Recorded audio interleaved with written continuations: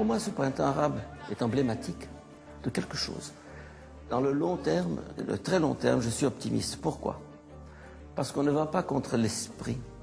On ne va pas contre la nature humaine indéfiniment. On ne peut pas. Il y a quelque chose dans l'homme qui est irréductible, qui est la liberté, la dignité, la vérité. Mon optimisme n'est pas un optimisme béat disant « Oh, mais ça va très bien, il n'y a pas de problème, vous allez voir, tout va changer. » Non, dans l'immédiat, rien ne va changer, ça va être pire. Henri Boulade est né à Alexandrie, dans une famille chrétienne. À 20 ans, il entre chez les Jésuites, où il se consacre à l'éducation. Toute sa vie, il va défendre les acquis de la modernité, la liberté de conscience personnelle, l'égalité entre tous et la primauté des droits humains sur tous les systèmes totalitaires. C'est au nom de la défense de ces valeurs qu'il mène un combat contre l'islam politique, un combat qui, selon lui, ne fait que commencer. Il ne faut pas se faire d'illusions, parce que la révolution qui a été promue et lancée par les libéraux a été récupérée et arnaquée dès le 4e jour par les islamistes. Et c'est encore le cas jusqu'à présent. Un an après la Révolution, les islamistes triomphaient lors de la première phase des élections législatives.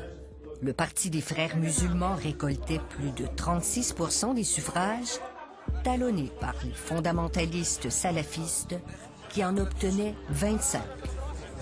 L'Occident n'a pas pris la pleine mesure de leur force, de leur détermination, de leur puissance, de leur organisation. Ils sont irréductibles, irréductibles. Ils ne vont jamais baisser pavillon. Ils veulent le monde et ils auront le monde tant que l'Occident continuera cette politique de l'autruche qu'il mène jusqu'à présent. L'Occident ne veut pas comprendre. L'Occident ne veut pas comprendre. L'Occident ne comprend pas et ne veut pas comprendre. Le discours que je tiens, elle le refuse. Elle me taxe de raciste, d'islamophobe, d'intolérant. Je connais le disque. Qu'elle continue comme ça. Qu'elle continue comme ça. Les premiers à être lucides, ce sont les musulmans eux-mêmes qui ont fait la révolution et qui continuent à taper du poing en Occident comme en Orient en disant « Attention aux islamistes, méfiez-vous d'eux ». Le conflit n'est pas islam-Occident, islam-chrétienté, le conflit est islam-islam. Henri Boulade regrette l'islam spirituel et fraternel qu'il a connu dans sa jeunesse. C'était avant la montée de l'islam politique. Dans les années 70, Sadat soutient la confrérie des frères musulmans pour contrer l'influence de la gauche. C'est sous son règne que la loi islamique, la charia, est inscrite dans la Constitution en tant que source principale de la législation. Plus tard, l'ancien président Moubarak octroie aux salafistes, les tenants d'un islam pur et dur, pas moins de 6 chaînes de télévision pour contrer l'influence des frères musulmans. Dès lors, une surenchère intégriste a gagné l'espace public. Vous avez le nazisme, il est tombé. Communisme, il est tombé. Communisme, quoi, il a duré combien? 70 ans. C'était fondé sur qui?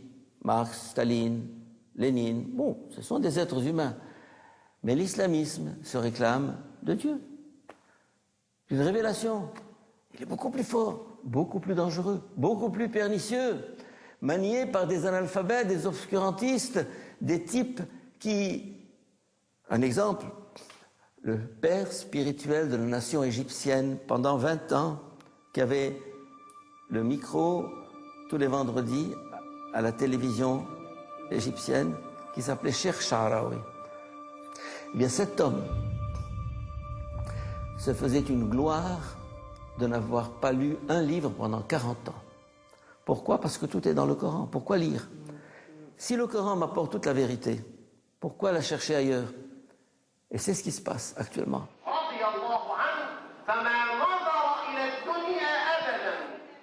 changer les mentalités de tout le monde arabe, de tout le monde arabo-musulman, instaurer un type d'enseignement et d'éducation différent,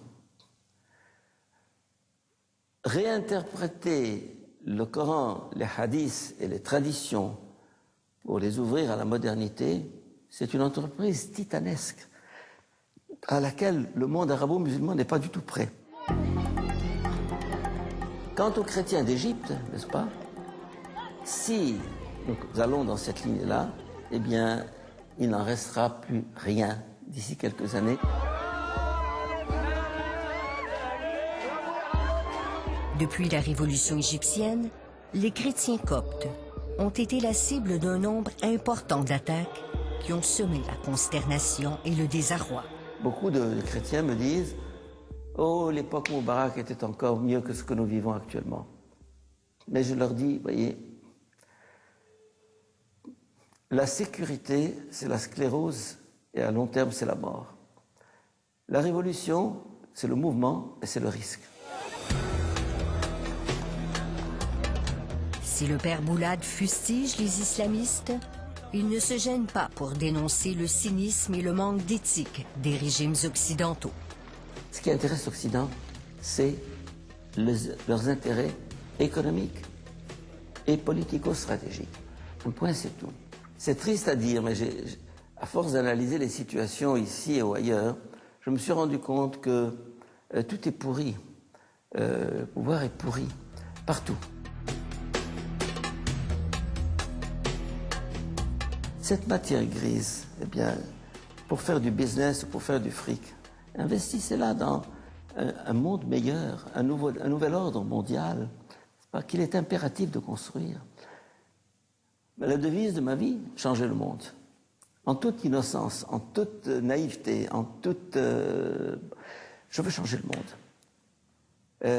J'ai même un petit film à Internet, Change the World, Henri Boulad, vous verrez un peu, je raconte ma vie, changer le monde. J'y crois. Je viens de franchir le cap de mes 80 ans. Et dans les 40 années qui me restent à vivre encore, eh bien, j'ai encore des projets énormes. Je crois que la force de l'esprit sera un jour plus forte que tous ces courants-là. Mais, vous savez, Napoléon, au terme de sa vie, a cette phrase. Je crois que c'est dans ses mémoires de Sainte-Hélène. Il y a deux forces qui se disputent le monde, l'esprit et le glaive. L'esprit et le glaive. Mais la plus puissante des deux, c'est l'esprit. Que Napoléon, qui a manié le glaive toute sa vie, qui a été de bataille en carnage à travers toute l'Europe, et jusqu'en Égypte, ait dit cette phrase signifie que cet homme, qui était quand même un génie, a compris qu'il y avait une puissance plus forte que celle des armes et des armées. La pensée, la vie, l'esprit, c'est ça qui mène le monde. Les idées mènent le monde. Vous avez le monstre communisme qui s'est effondré. Vous avez Rome d'autrefois qui s'est effondré. Vous avez tous les empires qui se sont effondrés. Vous avez l'empire Moubarak qui s'est effondré.